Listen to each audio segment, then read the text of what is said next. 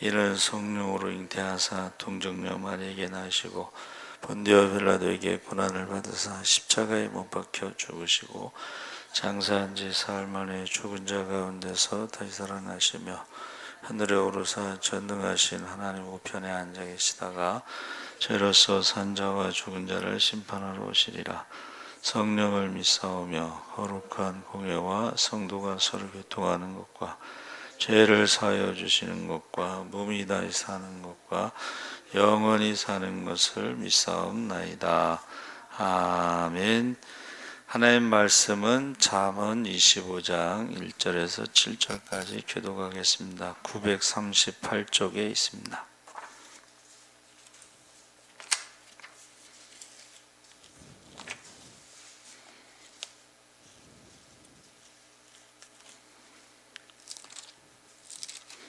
(25장) 1절에서 7절까지 교독을 하겠습니다. 이것도 솔로몬의 잠언이요 유다 왕 히스기야의 신하들이 편집한 것이니라.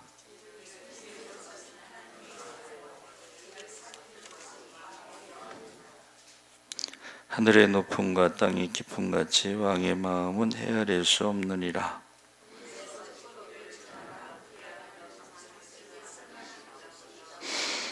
왕 앞에서 악한 자를 제하라. 그리하면 그의 왕위가 의로 말미암아 견고히 서리라.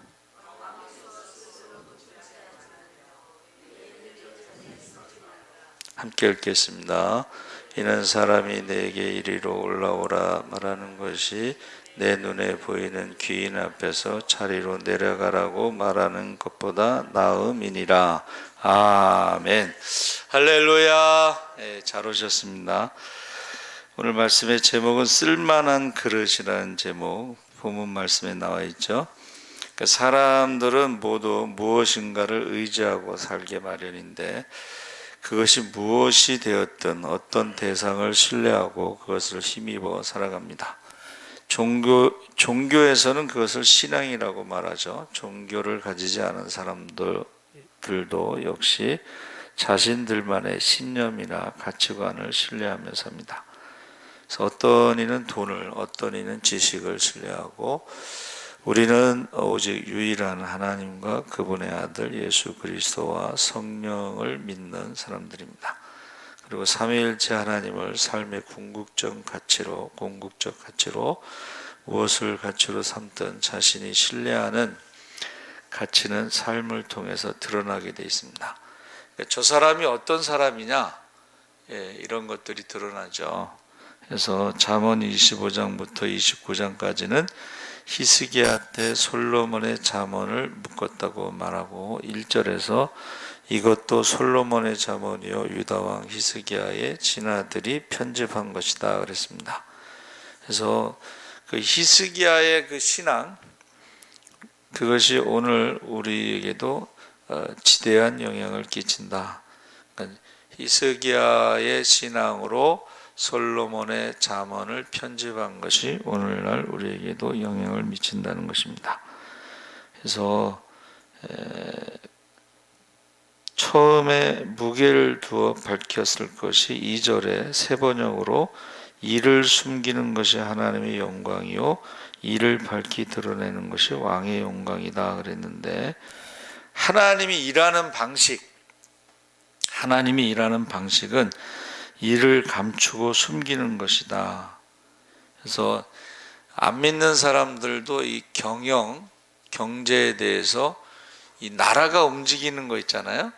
그거를 뭐라 그랬냐면 보이지 않는 손이 움직인다 그랬죠. 그러니까 경영이나 경제나 이런 것들은 눈에 보이지 않지만 그것을 움직이는 손이 있다. 그렇게 표현했는데 성경에서는 보이지 않는 하나님의 손이 있다 하는 것을 말하는데 하나님은 감추시는 건데 왕이 하는 사명이 뭐예요? 하나님이 감추신 일들을 밝히는 것이다. 그래서 그리스도인들은 세상 가운데 감추어진 하나님의 일들을 세상을 향해서 드러내는 사명이 있다. 그것을 이제 예수님께서는 빛과 소금의 사명이다 하는 것입니다. 그러니까 하나님에 대해서 사람들이 보이지 않는 하나님을 어떻게 알겠어요? 믿는 사람들이 하나님에 대해서 드러내는 삶을 통해서 사람들이 알게 된다는 거죠. 전하지 않으면 어떻게 듣겠어요? 듣지 않으면 어떻게 믿겠어요? 우리 재미난 얘기를 하나 해드릴게요. 오늘 새벽에 오는데 저희 집사람이 김영리 집사님하고 똑같은 사람이 지나가서 집사님 집사님 하면서 그 사람 팔짱을 딱 꼈대. 근데 아니야.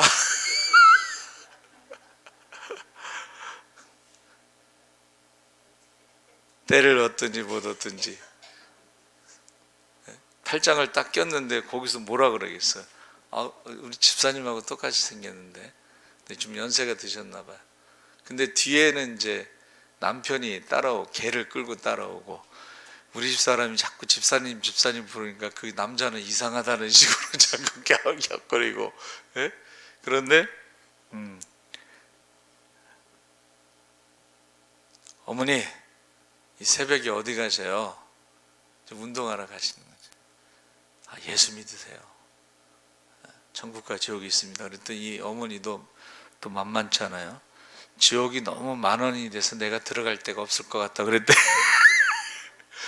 네, 그래서 저희 집사람이 전능하신 하나님이 어머니 한 명 지옥에 들어가는 건 아무것도 아니라고 딱 그랬대. 네, 그래서 우리 교회 여기 불광중학교 앞에 예수사랑교회라고 오시라고. 네, 그 어머니는 이제 저 왼쪽으로 산길로 골목으로 올라가시고. 여러분, 그게 우연이라고 생각하십니까? 절대 우연이 아닙니다. 새벽에 그 시간에 모르는 사람의 팔짱을 낀다는 게 이게 우연이 아닙니다. 그렇죠? 우연이라고 할 수. 이 전도도 습관입니다. 때를 얻든지 못 얻든지. 제가 그 춘천에 병원에 이제 신방 가는데 마주 앉은 사람이 이제 머리를 이렇게 미신 분이야. 제가 가만히 있었겠어요? 스님, 어느 절에 다니십니까? 딱 물어봤어요. 뭐라고, 그 절 이름 잃어버렸어요. 제 입에서 마땅히 해야 할 말을 주시는데, 혹시 어려서는 교회 가보신 적 없으세요? 우리나라 사람들은 어렸을 때 교회 안 가본 사람은 거의 없습니다. 그렇죠? 근데 충격적인 말을 들었어요. 자기가 새벽기도 종을 10년 쳤대. 그래서 새벽기도 종을 10년 친 사람이 왜 절로 가셨어요? 그랬더니 너무 배가 고파가지고 절에 갔대. 여러분, 우리가 회개해야 돼. 배가 고파갖고 절로 간 사람이 있다는 거예요. 그래서 제가 그랬어요. 스님, 행복하십니까? 배가 고파서 절로 갔지만 뭐 행복하겠어요. 그렇죠? 얼굴 표정이 없잖아. 나중에 도망가 버리더라고. 거의 내릴 때가 아닌데 내릴 때가 아닌데 도망가 버렸어요. 저는 이제 춘천 종점까지 가야 되고. 그 비슷한 간증을 많이 들었어요. 예, 그래서 교회를 중심으로 배고파서 절에 가는 사람 없어야 되겠죠. 배고프면 교회 와야 되겠죠. 그렇죠? 그래서 지금 이사야가 지금 히스기야가 유대의 13대 왕인데 부친 아하스가 우상 숭배와 악행을 바라보면서 자라죠. 근데 희한하죠? 아버지의 그 우상 숭배와 악행을 바라보면서 그가 왕이 되자마자 아버지하고 다르게 산당들의 주상을 깨고 아세라 목상을 찍고 이스라엘 백성이 숭배했던 모세가 만든 놋뱀이 있죠. 그것도 파괴해버렸어요. 그리고 보이지 않는 하나님을 발견하고 애를 씁니다. 즉위 4년 강성해진 아수르가 북이스라엘을 침략해서 완전히 멸망시켰습니다. 722년에 유다가 히스기야가 얼마나 가슴을 졸이며 살았겠는가. 자, 722년에 이제 아수르에 의해서 북왕국이 무너지고 나서 히스기야가 이제 가슴 졸이며 사는데 10년 뒤 아수르 왕 사네립이 18만 5천 명의 군사를 앞세워서 예루살렘을 포위했습니다. 그렇죠? 가까이 오는 거예요, 지금. 근데 숨통을 조여오는 아수르는 이스라엘의 하나님을 조롱하면서 편지를 쓰죠. 항복하라. 근데 히스기야가요, 그 신앙의 그 모습이 뭐냐 하면, 그 문제가 있으면 편지를 가지고, 예? 편지를 가지고 성전에 갖다 올려놓고 하나님 보시옵소서. 나는 힘이 없습니다. 나는 이길 수가 없습니다. 예? 이 편지를 갖다 놓고 기도를 했다는 거예요. 그랬더니 이사야가 대답을 해주죠. 두려워 말고 기도하며 기도하라고. 그랬더니 그 히스기야의 기도의 핵심이요, 천하만국이 주 여호와가 홀로 하나님이신 줄 알려달라. 열왕기하 19장 19절에 하나님을 이 상황에서 사람들이 알 수 있도록 그의 몸부림. 여러분, 그냥 하루아침에 18만 5천 명이 그냥 죽는 게 아니고 히스기야가 천하만국이 주 여호와가 홀로 하나님이신 줄을 알게 해달라. 그 기도가 만국의 위기 앞에서 생명을 얻은 유다와 히스기야가 얼마나 기뻤겠을까. 그래서 하나님은 역사 속에서 살아계신 하나님, 전능하신 하나님, 우리의 기도를 들어주시는 좋으신 하나님을 드러낸 거예요. 사람들이 다 알았다는 거예요. 모세가 애굽에서 나올 때 애굽을 치신 하나님이, 사람들이 다 하나님이, 이스라엘 백성들이 노예 생활하다 어떻게 애굽과 싸워서 이기고 나오겠어요. 그렇죠? 그러니까는 사람들이 다 하나님을 두려워했다는 거예요. 여리고성에 있는 기생라합도 고백하잖아요. 이스라엘 백성들로 인하여 간담이 놓았더라.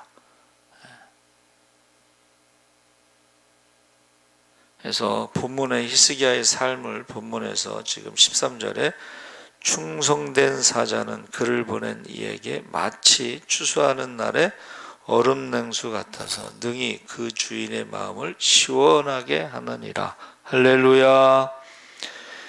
지금 뭐 우리나라 같으면 얼음 냉수가 별거 아니지만 여러분, 중동에서 얼음 냉수라는 것은 금보다도 더 비싼 그런 것들이죠. 그래서 근데 하나님 앞에요, 히스기야가 신실하고 성실하고 정직으로 행했다 그랬습니다. 그래서 충성된 사자, 하나님을 주인으로 모시고 살아가는 존재는 주위의 위로가 되고 하나님 나라의 자긍심이 된다 그랬습니다. 같은 해, 그런데 같은 해에 히스기야에게 청청 병력 같은 소리가 찾아오는데 내가 조금 있으면 죽는다는 거야. 아수르 왕이 들어왔을 때는 싸우기라도 하겠지만 싸우다 죽겠죠. 근데 이거는 그냥 죽음의 날이 정해졌다는 거예요. 이 소식을 접하고 벽을 향해 돌아앉아 히스기야 눈물로 하나님께 기도합니다. 불쌍히 여겨달라고, 자신의 행위를 기억해 달라. 눈물을 바라본 하나님께서 15년의 수환을 연장해서 징표로 일형표를 집도 물러나게 하죠. 그래서 히스기야의 삶과 유다 백성들에게 또 얼마나 큰 기적입니까? 인간의 수명, 생사화복을 붙들고 계신 하나님을 발견한 히스기야와 이스라엘 백성은 세상 누구보다도 기쁨을 체험했을 것입니다. 그런데 인생이 또 어떻게 해요? 항상 다사다난하잖아요. 그렇죠? 신흥 강국 바벨론이 병이 나은 것을 빌미로 아수르를 견제하고자 유다와 손을 잡기 위해 사신을 보냅니다. 그러니까 국제 정세를 읽고 있던 히스기야가 주저없이 하나님께 묻지도 않고 바벨론과 손을 잡습니다. 이에 대해 성경은 히스기야의 마음이 교만해졌고 역대하 32장 26절에 그가 하나님의 시험에서 실패했다. 하나님의 은총을 그토록 경험하고 1년 동안 큰 체험을 한 히스기야가 무참히 넘어진 이유가 무엇일까? 28절에 자기의 마음을 제어하지 아니하는 자는 성읍이 무너지고 성벽이 없는 것과 같으니라. 그러니까 모든 것의 기초는 마음입니다.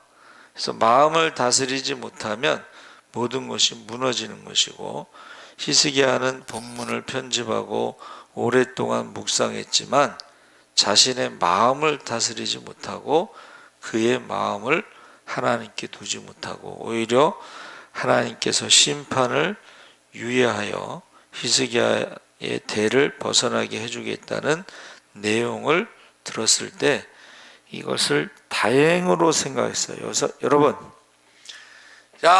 내가 하나님을 의지하지 않고 바벨론을 의지하고 손을 잡은 것에 대해서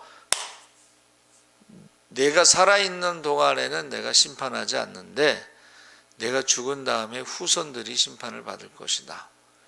여러분, 이걸 좋아해야 될까요? 좋아하면 안 될까요? 좋아하면 안 되지. 자손들이 심판받는다는데 자기가 살아있을 동안에 심판받지 않는 것에 대해서 좋아하면 되겠어요?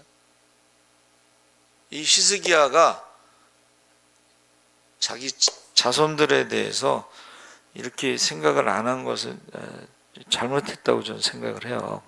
근데 딱 히스기야가 죽고 나서 100년 뒤에 하나님 말씀대로 남유다가 바벨론에게 망하고 포로로 끌려갔습니다.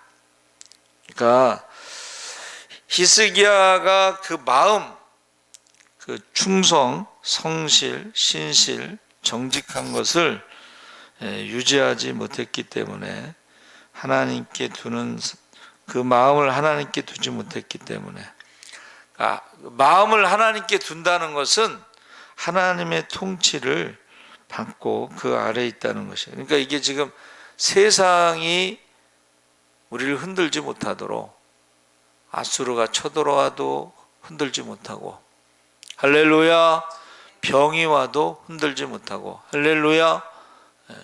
근데 이게 갈 때 마음하고 올 때 마음하고 다르다고, 바벨론이 왔을 때는 얼른 손잡은 거예요.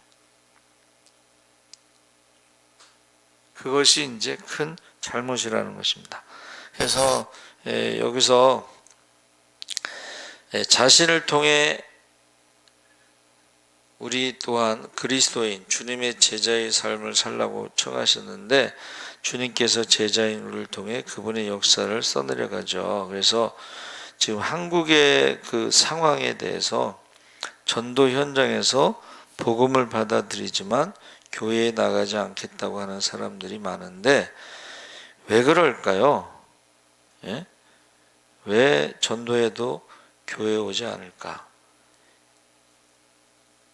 교인들을 볼 때에 이기적이고 계산적인 모습이 그들이 교회를 오고 싶지 않은 이유라고 그래요. 근데 보세요. 예수 믿는 사람들이 이게 설교를 많이 듣잖아요. 그렇죠? 세상 지식이 세상 사람들보다 훨씬 더 많이 듣습니다. 아는 게 많은 거야. 아는 게 많으니까 또 말을 잘하잖아. 근데 말은 잘하는데 행함과 진실함으로 살아가는 게 없으니까 예수쟁이를 갖다가 말쟁이라고 부르는 거예요. 여러분, 말 잘한다고 해서 감동받는 게 아니에요. 그렇죠? 어떤 사람들이 감동받아요? 여러분, 요새 있잖아요. 올라오는 것 중에 감동적인 게 뭐냐면 엘리베이터 안에서 할아버지가 쓰러졌어. 심장 협심증으로.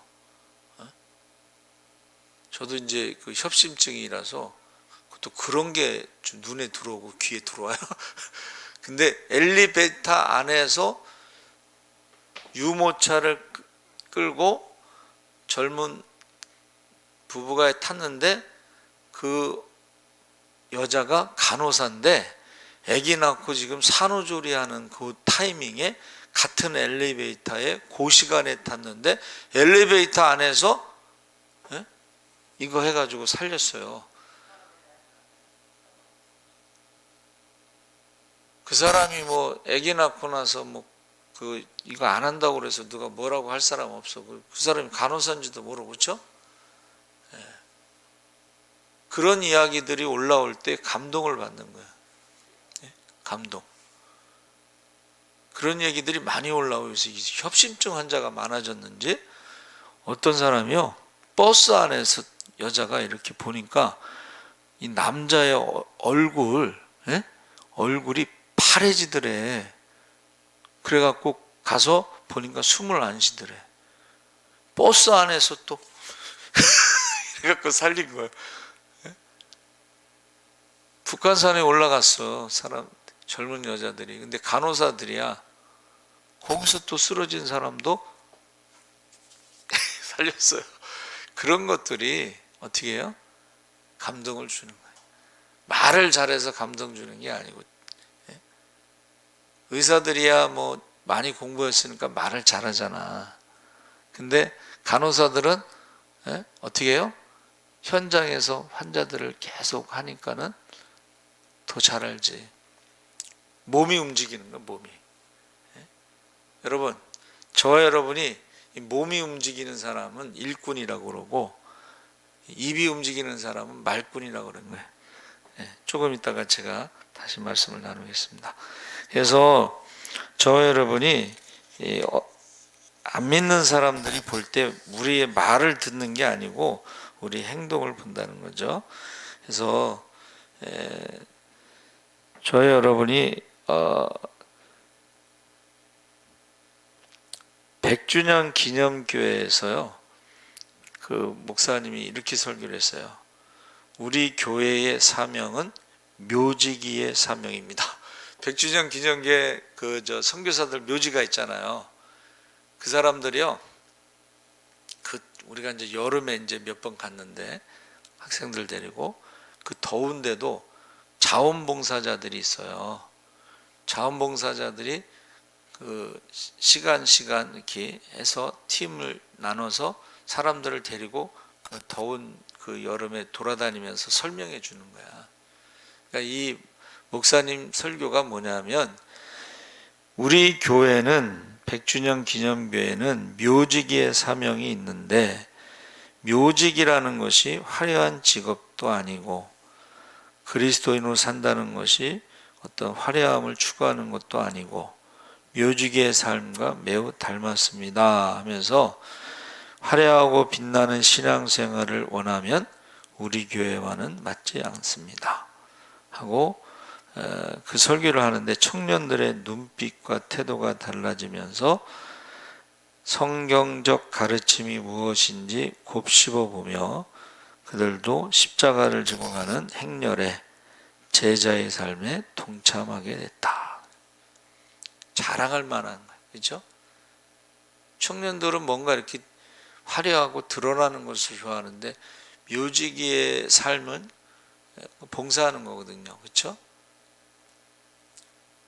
그러니까 저도 어디 가면은 자랑하잖아요. 우리 장로님 자랑하고 우리 권사님 자랑하고.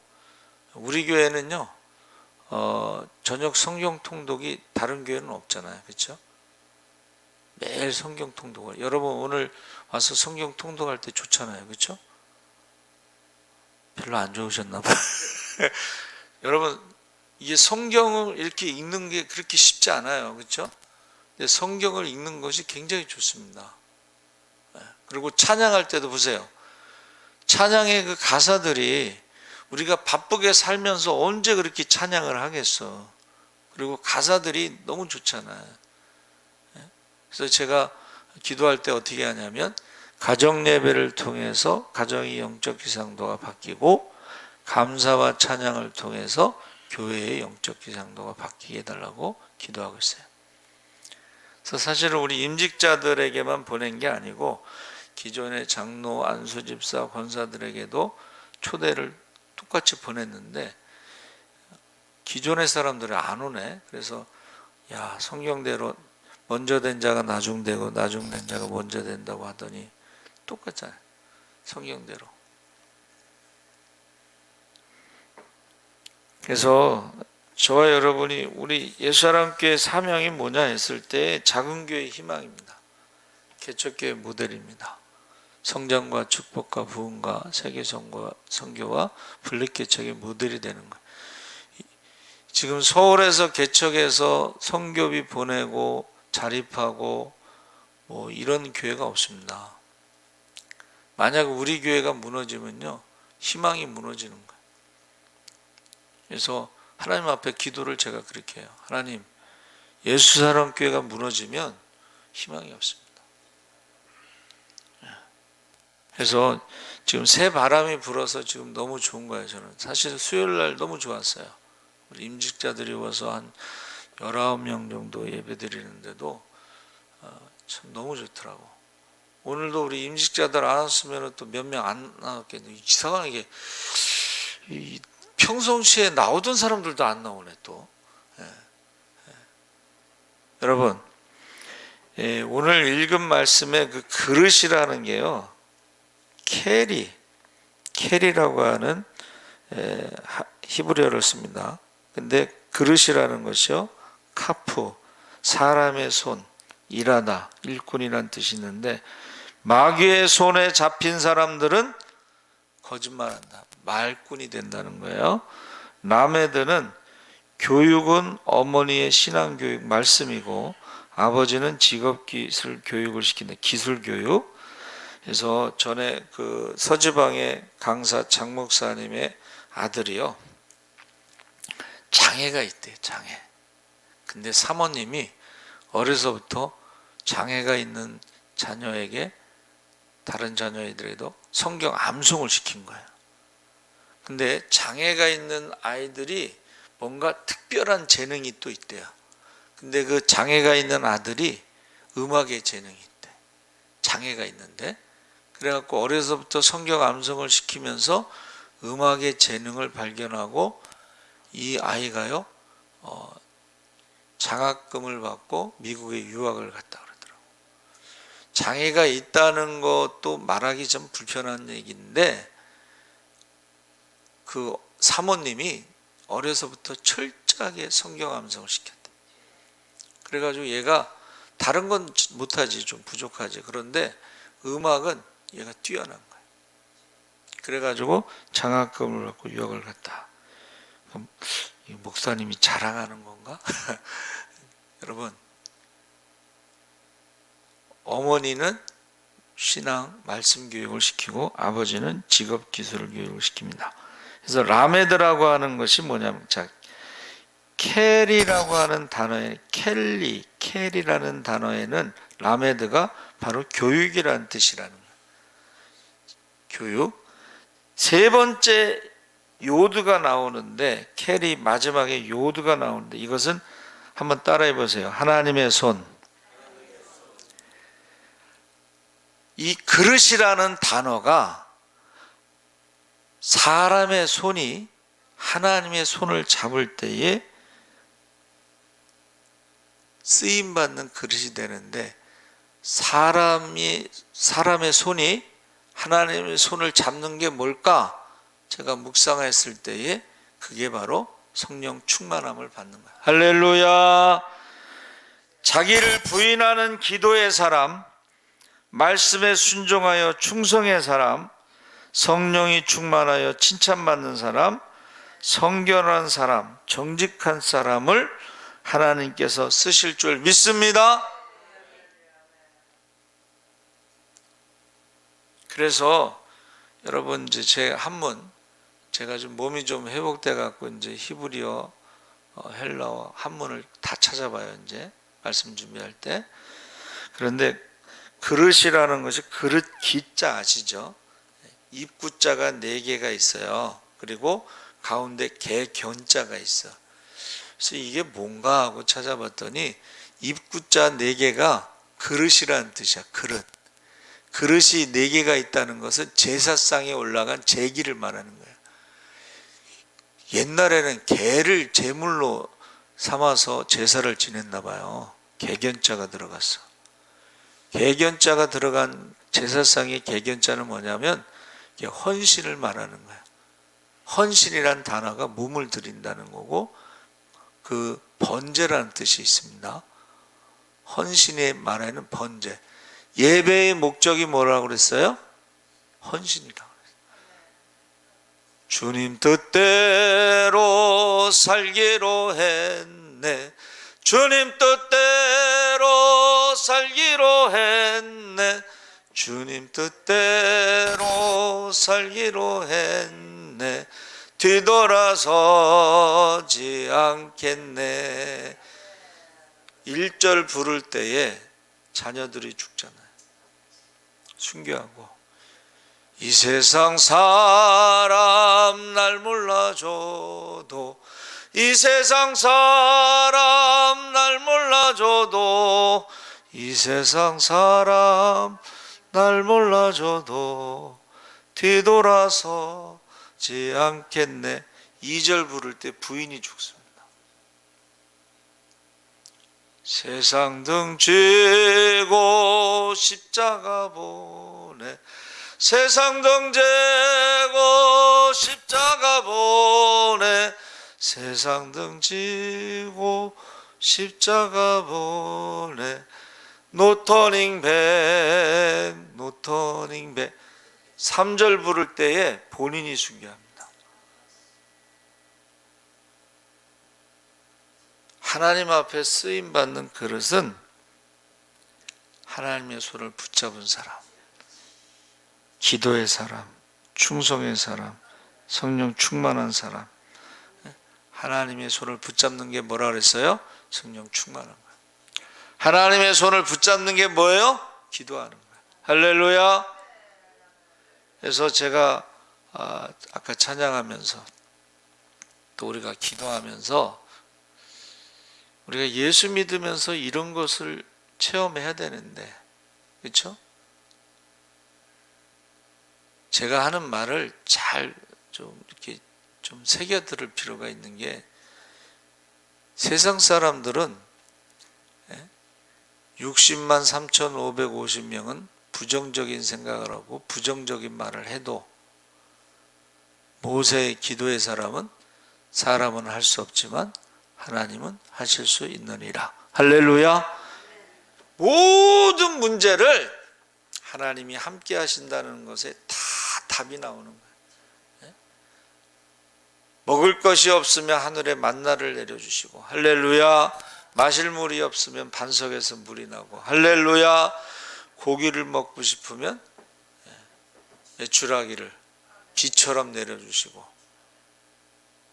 그러니까 저와 여러분이 신앙생활하면서 첫 번째가 우리가 기도의 사람 되시기 바랍니다.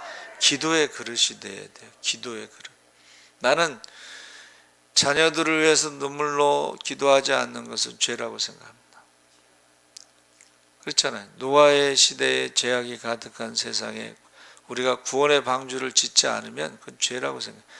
구원의 방주는 말씀에 순종할 때 구원의 방주를 짓는 거예요. 그리고 자녀들을 위해서 눈물로 기도하지 않으면 자녀들이, 세상에서 사는 자녀들이, 소돔과 고모라 성에서 사는 자녀들이, 거기가 에덴 동산이라고 생각하는데 거기서 왜 나오겠어요? 기도할 때에 천사가 강제로 끌고 나왔으니까 나왔죠. 그래서 저와 여러분이 쓰임받는 그릇에 대해서 하나님의 손을 붙잡는 사람, 성령 충만한 사람, 깨끗한 사람 하나님께서 쓰실 줄 믿습니다.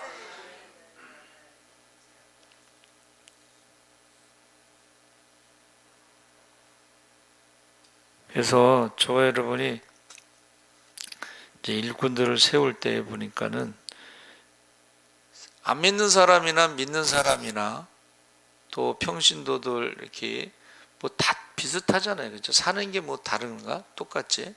세상 살면서 문제 없는 사람도 없어요. 여러분 문제 없는 사람 없습니다.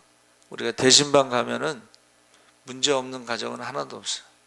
근데 중요한 건 기도 안 하는 사람이 있다는 거지. 문제가 있을 때 기도하는 사람이 있습니다.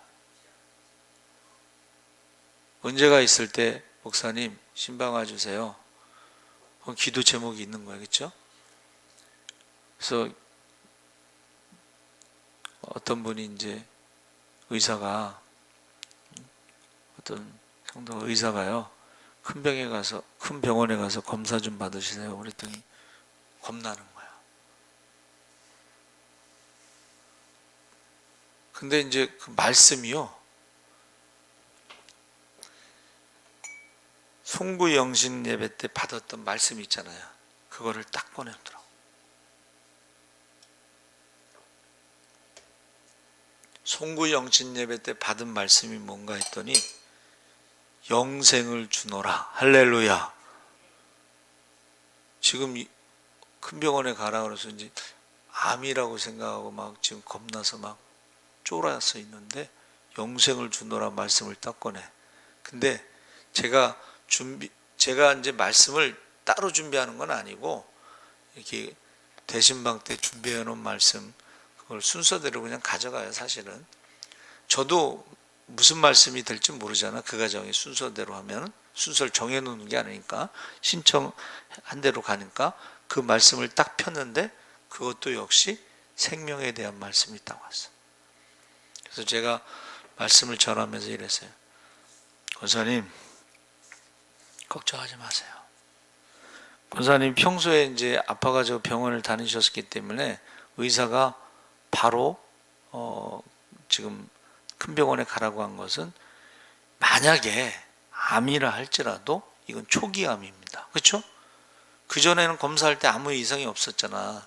근데 지금 갑자기 이상이 생기니까 큰 병원에 가서 그러니까는 이거는 만약에 암이라 할지라도 초기니까는 요새는 초기암은 거의 95% 다 치료가 되니까 걱정하지 마세요. 두 번째는 전능하신 하나님을 우리가 첫째 주에 우리의 첫 번째 신앙 고백이 전능하신 하나님을 믿자 그랬잖아요. 그렇죠? 성경에 나와 있습니다. 하나님을 사랑하고 순종하면 애굽에 있는 모든 질병이 없게 하시고 혹시 병에 걸릴지라도 속히 치료하여 주시리라. 할렐루야. 말씀이 있잖아요. 말씀. 약속이 있잖아. 그런데 그 권사님 신방 지난번 대신방 갔을 때 딱 그 말씀이 뭐였냐면 바벨론에서 회개하고 돌아올 때 기도가 끝나기 전에 응답하리라. 할렐루야. 기도가 끝나기 전에 응답하리라. 그 말씀이 있었고 그 다음에 구하지 않은 것도 주시리라. 할렐루야. 세 번째는 쌓을 것이 없도록 부어주시리라.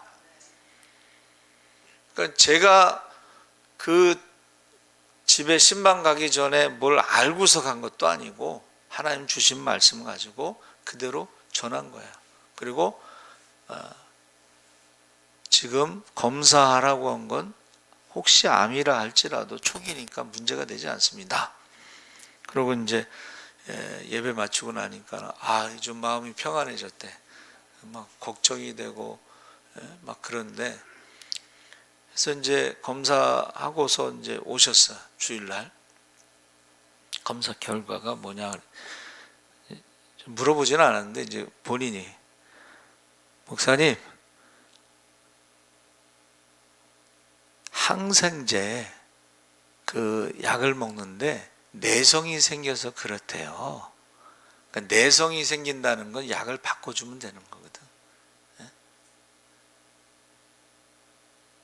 자, 결론을 내리는데 여러분, 제가 잘 쓰는 말들을 잘 보세요. 잘 들으셔요. 기억하세요. 사람이 손으로 눈을 속이는 걸 뭐라고 그래요? 마술이라고 그래. 마술. 손이 눈을 속이는 게 마술이에요. 그런데 기적은 어디서 일어나냐면 한번 따라해 보세요. 말이 뇌를 속인다. 우리의 말이 말한 대로 우리의 뇌는 그런가 보다 하고 믿는다는 거예요. 뇌가. 그래서 의사가 암을 고치는 전문 그 의사가요. 딱 뭐래요? 그 세계 암센터에서 암을 고치는 사람들과 못 고치는 사람을 딱 나눠보니까 암을 고치는 사람들은 나는 고칠 수 있다라고 믿는 사람들은 고치더라는 거야. 나는 못 고친다고 하는 사람은 못 고치고 죽더라는 거야. 첫 번째 의사가 하는 말이에요. 이거는 첫 번째는 고칠 수 있다라고 자기가 말을 하라는 거예요.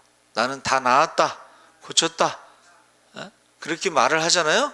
그럼 우리 뇌가 그런가 보다 하고 우리 몸에서 면역력도 올라가고 호르몬도 좋은 게 나오고 그러면서 고친다는 게 이게 통계로 나온 거예요. 첫 번째는 말을 바꿔야 돼. 안 된다는 사람은 죽어도 안 돼요. 근데 된다는 사람은 죽어도 돼요. 사람은 할 수 없으나 하나님은 하실 수 있느니라. 하나님이 어떤 사람을 쓰겠어요? 60만 명이 안 된다고 하는 것이 그게 시험이에요. 사람들은 항상 안 된다는 이유를 찾는다는 거야. 핑계를 찾는다는 거야. 그게 시험이고 하나님은 하실 수 있다라는 말이 그게 믿음이에요. 할렐루야. 그러면 하나님이 이스라엘 백성들을 애굽에서 데리고 나와서 가나안 땅에 들어가 있고 40년 동안에 보세요.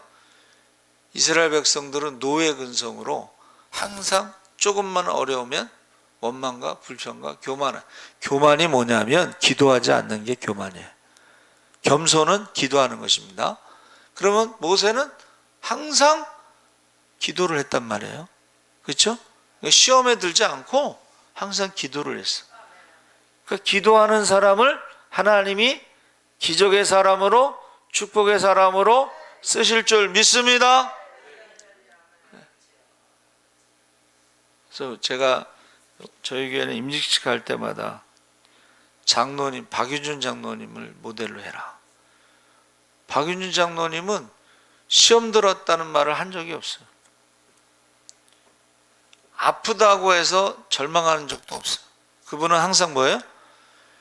아니 기도하면 고치는데 왜 기도 안 해? 그게 입버릇이.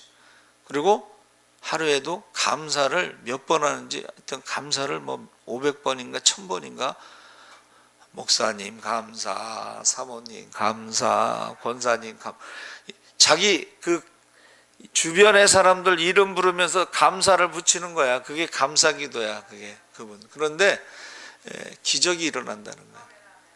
좋은 일이 일어난다는 거야. 할렐루야.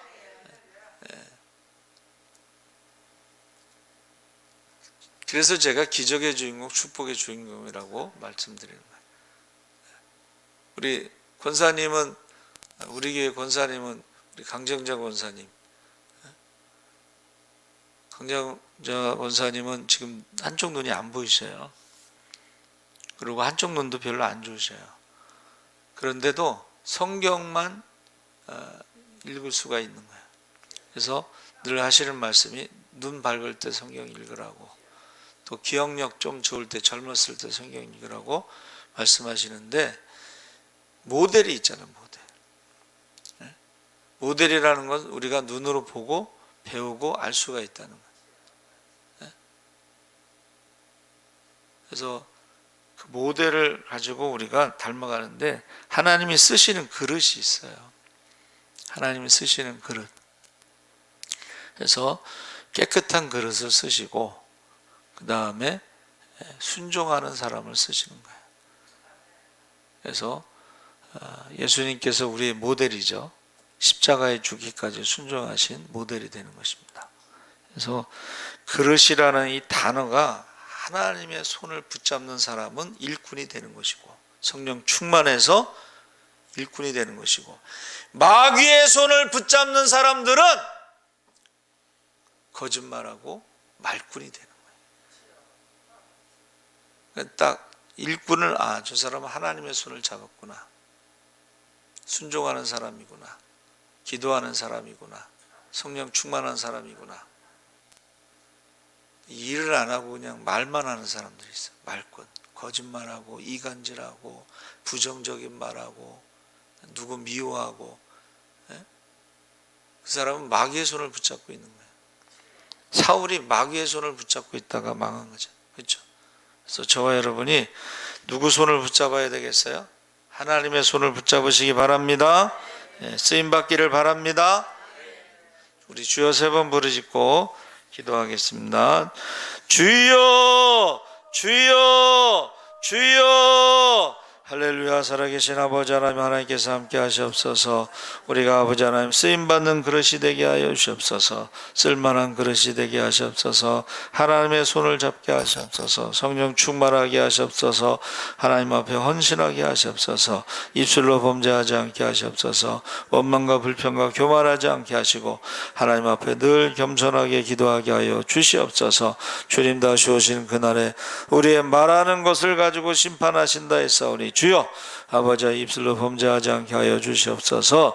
하나님 아버지 욥이 감사와 찬양으로 하나님 앞에 예배드린 것처럼 우리가 예배